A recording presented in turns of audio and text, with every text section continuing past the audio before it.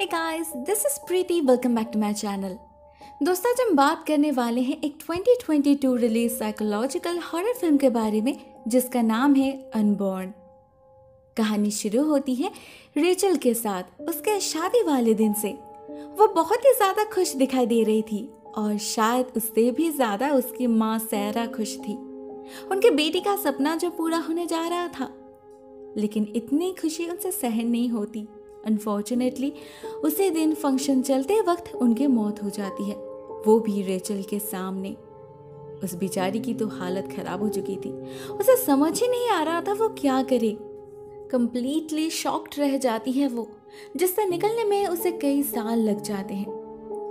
हम उससे मिलते हैं पूरे 2 साल बाद। पता चलता है अभी वो अपने पार्टनर एम्बर के साथ रहती है। वो लोग अपने होमोसेक्सुअल रिलेशनशिप में बहुत खुश है और आईवीएफ के मदद से कंसीव करने की कोशिश भी कर रहे हैं। लेकिन यहाँ पर भी रेचल का लक उसका साथ नहीं देता। बहुत कोशिश करने के बाद भी उनका इम्प्लांटेशन हर बार फेल कर रहा था।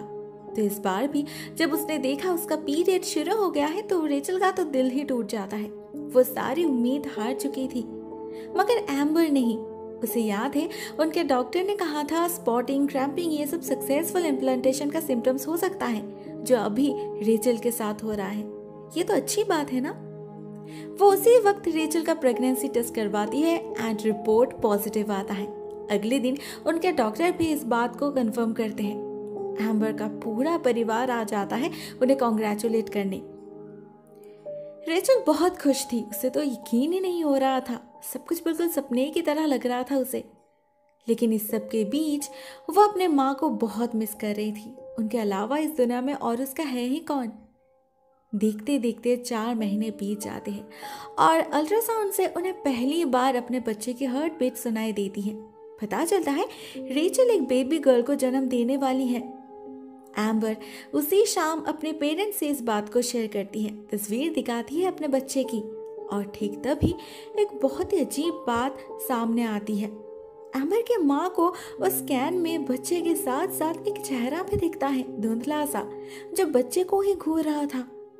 ध्यान से देखने पर उन्हें ये भी रियलाइज होता है कि ये चेहरा रेचल की माँ सैरा का है, जो काफी स्पूकी था।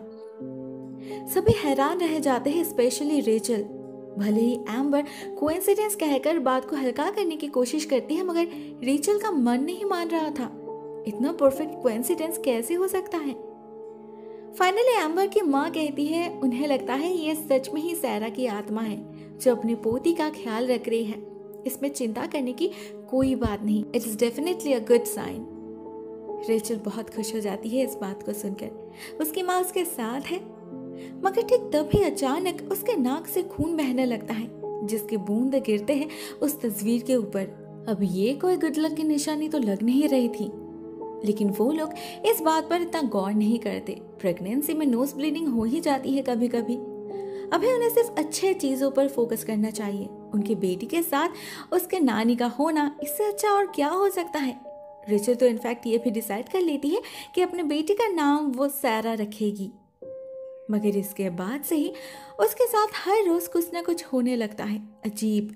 जब भी वो घर से निकलती है उसे ऐसा लगने लगता है जैसे सभी उसे ही देख रहे हैं, उसके बारे में बातें कर रहे हैं।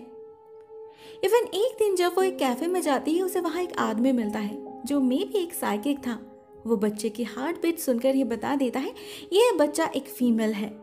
मगर उसके बाद ही उसे कुछ हो जाता है। उसके आंखों का रंग बदल जाता है और वो बहुत वियर्ड बिहेव करने लगता है। रेचल से कहता है जैकेट पहनने के लिए, जबकि ठंड बिल्कुल भी नहीं थी।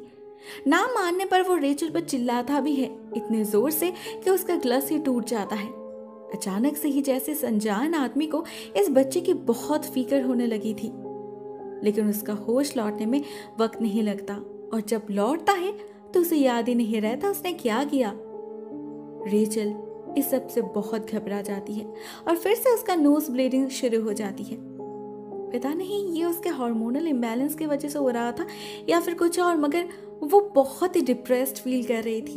एम्बर के हर बात का गलत मतलब निकाल रही थी वो।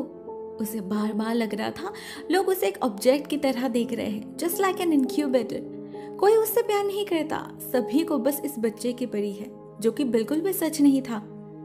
एम्बर उसे संभालने जाती है तो उससे भी उसका झगड़ा हो जाता है। उसे इतना ज्यादा नेगेटिव फील हो रहा था कि उसकी तबीयत भी बिगड़ने लग जाती है। उसी रात एक और बिजार हादसा होता है। रेचल को नींद नहीं आ रही थी तो वो जाकर टीवी देखने लगती है और ठीक तभी उसे अपने सामने अपनी माँ दिखती है जो उसे वार्न करती है किसी फीमेल एंटिटी के बारे में जो उसके बच्चे को छीनना चाहती है। सैरा उसे प्रोटेक्ट नहीं कर पाएगी, रेचल को ही कुछ करना होगा। इतना कहते ही वो पोजेस्ड हो जाती है और उनकी आंखें और आवाज बदलने लगती है एग्जैक्टली उस कैफे वाले आदमी की तरह। इसी पॉइंट पे रेचल की नींद टूट जाती है। उसे पता चलता है ये बस एक सपना था जो रियलिटी से भी ज्यादा रियल लग रहा था। एम्बर उसे उसी दिन डॉक्टर फर्न के पास ले जाती है चेकअप के लिए, लेकिन एक इम्पोर्टेंट कॉल आ जाने से वो अंदर नहीं जा पाती। रेचल को अकेले ही सामना करना पड़ता है एक भयानक हादसे का। इनिशियली सब कुछ ठीक ही चल रहा था, डॉक्टर को उसमें कुछ अनयूजुअल नहीं मिलता, मगर जैसे ही वो बच्चे को चेक करने जाते ही सिचुएशन तेजी से बदल जाता है। बच्चे का हार्ट बीट सुनते ही वो जैसे हिप्नोटाइज्ड हो जाते हैं और अजीब बिहेव करने लगते हैं। बार बार बस एक ही बात को दोहराते हैं, all hail to Lilith, long live the first mother. और उसके बाद वो एक पेन से खुद को स्टैब कर लेते हैं। खून से लाल हो जाता है उनका पूरा शरीर। अपनी आंखों के सामने ऐसा भयानक नजारा रेचल से सहन नहीं होता। वो डर से सफेद पड़ जाती है, चिल्लाने लगती है। उसकी हालत सच में ही खराब हो चुकी थी, मगर वो इस केस की सोल विटनेस थी तो पुलिस के इंटेरोगेशन से बच नहीं पाती। उसे पुलिस स्टेशन ले जाकर कई दफा पूछताछ की जाती है। वो हर बार एक ही जवाब देती है, लेकिन किसी को कुछ समझ नहीं आता। एक अच्छा खासा आदमी जिसके लाइफ में कोई प्रॉब्लम नहीं थी, वो अचानक सुसाइड क्यों करेगा? समझ तो रेचल को भी कुछ नहीं आ रहा था, मगर एक बात को लेकर वो बिल्कुल श्योर थी। उसके बच्चे के हार्ट बीट सुनने के बाद ही डॉक्टर फर्न में बदलाव आया था। कुछ तो गड़बड़ है उसके बच्चे के साथ। वो एम्बर से अपनी फीलिंग्स शेयर करने की कोशिश करती है। उसे लग रहा था उसके अंदर इस बच्चे के साथ जो कोई भी है, इस बच्चे की गार्डियन स्पिरिट, वो उसके माँ नहीं कोई और है, कोई इविल एंटिटी जिसके बारे में उसके माँ ने वार्न किया था। उसी के कारण ये सब कुछ हो रहा है। मगर एम्बर उसकी बातों पर यकीन नहीं करती। उसे लगता है रेचल डिल्यूशनल हो रही है। इस प्रेगनेंसी को वो बोझ की तरह दिख रही है, ट्रीटमेंट की जरूरत है उसे। तो वो अगले दिन ही उसे एक थेरेपिस्ट के पास भेजती है जो काउंसलिंग की मदद से उसके दिमाग से ये वहम दूर कर देगा। रेचल उसे समझा नहीं पाती ये कोई वहम नहीं, हकीकत है, रियलिटी है जो सिर्फ उसे ही फील हो रहा। इवन उसे उस थेरेपिस्ट के अंदर भी वही सिम्टम्स नजर आने लगते हैं। वो अपने अनजाने में ही वही वर्ड्स दोहरा रहे थे। डर जाती है रेचल, कहीं उसके कारण एक और जान ना जाए। उसी दिन वो उन वर्ड्स के बारे में इंटरनेट पर सर्च करती है, जहां उसे पता चलता है ये लाइंस एक इनफेमस कल्ट के लास्ट वर्ड्स थे। द चिल्ड्रन ऑफ लिलिथ नाम का सैटेनिस्ट कल्ट ने 1988 में मास सुसाइड किया था। रेचल को और भी पता चलता है ये लिलिथ एक डीमन क्वीन है। कोई कहता है वो एडम की फर्स्ट वाइफ थी, तो कोई कहता है वो शैतान की बीवी है, द फर्स्ट मदर। कोई कहता है वो फर्स्ट वैम्पायर है, तो कोई कहता है वो सक्यूबस है। अबव ऑल वो सैटेनिक कल्चर का एक बहुत ही अहम हिस्सा है जिसे शैतान ने खुद पृथ्वी पर भेजा था अपना जनरेशन आगे बढ़ाने के लिए, जिससे पृथ्वी में उनके फॉलोअर्स बढ़ते रहे और एक दिन वो भगवान के अगेंस्ट जंग छेड़ पाए। उस कल्ट में उनके टोटल 46 फॉलोअर्स थे, जिनका ब्रेन वॉश मदर लिलिथ ने ये कहकर किया था कि अगर वो लोग उनका साथ देंगे तो उन्हें नरक में स्पेशल प्लेस मिलेगा, शैतान खुद उनका स्वागत करेगा। ये मदर लिलिथ अपनी उम्र 1000 साल बताती थी। कहती थी हर 66 साल के 6वां महीने में उनका रीइंकार्नेशन होता है, मगर उसके लिए मास सैक्रिफाइस की जरूरत है। ये कहकर ही उसने अपने 46 फॉलोअर्स को सुसाइड करने पे मजबूर किया था। उस हादसे में बस एक ही आदमी बच गया था, जॉन नाम का, जो तब तो एक बच्चा था लेकिन अभी भी वो जिंदा है। उसी घर को खरीद कर रह रहा है वहां पर। रेचल के लिए इतना ही काफी था, मगर इसके बाद जब वो आदमी अपने ग्रुप की तस्वीर दिखाता है तो रेचल की बोलती बंद हो जाती है। उसे इस ग्रुप फोटो में अपनी माँ दिखती है, मतलब यही है वो कनेक्शन। उसकी माँ कभी एक सैटेनिस्ट हुआ करती थी, इसीलिए ही कभी रेचल को अपने परिवार का पता नहीं चला। उसके माँ ने कभी बताया ही नहीं, क्योंकि उनका परिवार ये कल्ट था, जिससे शायद वो अपने बेटी को दूर रखना चाहती थी। इस सब से रेचल को थोड़ा बहुत आइडिया तो लग ही जाता है कि क्या हो रहा है, मगर वो नहीं चाहती थी उसके कारण और किसी की मौत हो। उसे कुछ भी करके इसे रोकना ही होगा। लेकिन इस बार वो एम्बर से इस बारे में शेयर नहीं करती, बल्कि चोरी छुपे एक साइकिक से मिलने जाती है। और वहां उसके साथ जो होता है, उसे जो पता चलता है, वो शायद उसके जिंदगी का सबसे बड़ा झटका था। उसे पता चलता है उसका शक बिल्कुल सही था। ये जो स्पिरिट उसके बच्चे के साथ है, जिसे ये लेडी ग्रैंडमा बुला रही है, वो सच में ही ईविल है। वो स्पिरिट कहती है कि वो रेचल के बच्चे को किसी से प्रोटेक्ट नहीं कर रही। असल में तो वो बच्चा उसका स्किन है, उसी के अंदर उसका पुनर्जन्म होगा, इसीलिए ही वो उसके साथ है। इस साइकिक को लगा वो इस स्पिरिट को एविक्ट कर पाएगी। उसने कोशिश भी की, मगर कुछ ही देर में उसे पता लग गया कि ये स्पिरिट बहुत ही ज्यादा स्ट्रांग है। उससे लड़ना उसके बस की बात नहीं है। उन्हें बहुत ही ज्यादा तकलीफ हो रही थी। उनके हाथों की हड्डियां टूट रही थी और उनका पूरा शरीर काले पड़ने लगे थे। वो रेचल से कहती है अगर इस स्पिरिट को शरीर मिल जाए तो उससे बुरा और कुछ नहीं होगा। रेचल इस बच्चे को जन्म नहीं दे सकती। इतना कहते ही उनकी मौत हो जाती है और रेचल भाग निकलती है। वो बहुत ही ज्यादा पैनिक करने लगी थी।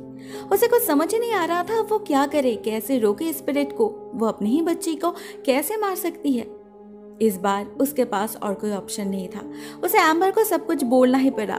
फॉर्चुनेटली इस बार एम्बर उसके बातों पर यकीन कर रही थी, मगर कोई भी पेरेंट अपने बच्चे को कैसे हार्म कर सकते हैं, कोई और उपाय तो जरूर होगा। रेचल को याद आता है जॉन के बारे में, चिल्ड्रन ऑफ लिलिथ कल्ट का सोल लिविंग मेंबर। अब बस वो ही कुछ मदद कर सकते हैं। वो लोग और देर नहीं करते, थोड़ा बहुत सामान पैक करते हैं और निकल पड़ते हैं। मगर वहां जाने से पहले एम्बर रेचल को एक छोटा सा सरप्राइज देना चाहती थी, इसीलिए उन्हें एक और जगह रुकना पड़ा। रेचल तो बहुत खुश थी। फाइनली एम्बर उसका साथ दे रही है, उस पर भरोसा कर रही है। मगर जैसे ही वो बिल्डिंग के अंदर पहुंची, उसे पता चला ये तो एक मेंटल हॉस्पिटल है जहां एम्बर ने उसका एडमिशन करवाई है। असल में उसके हरकतों से एम्बर बहुत डर गई थी। उसे लग रहा था रेचल का दिमाग काम नहीं कर रहा, वो डिल्यूशनल हो रही है। ये डीमन कल्ट, ये सब उसके वहम है। और आज अपने बच्चे को मारने की बात करके तो उसने हद ही पार कर दी।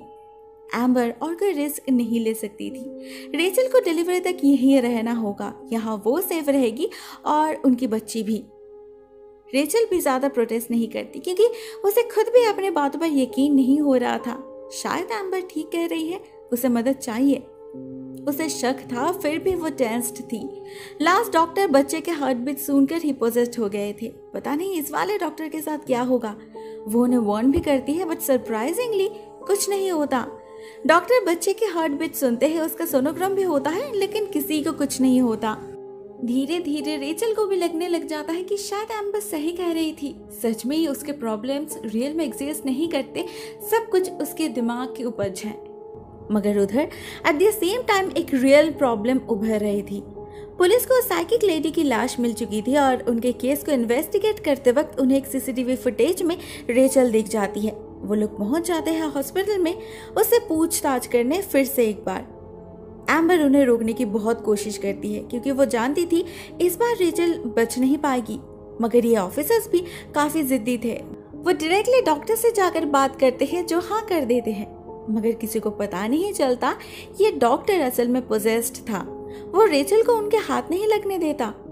वो उसे लेकर कहीं जाने लगता है, जो फॉर्चुनेटली एम्बर देख लेती है।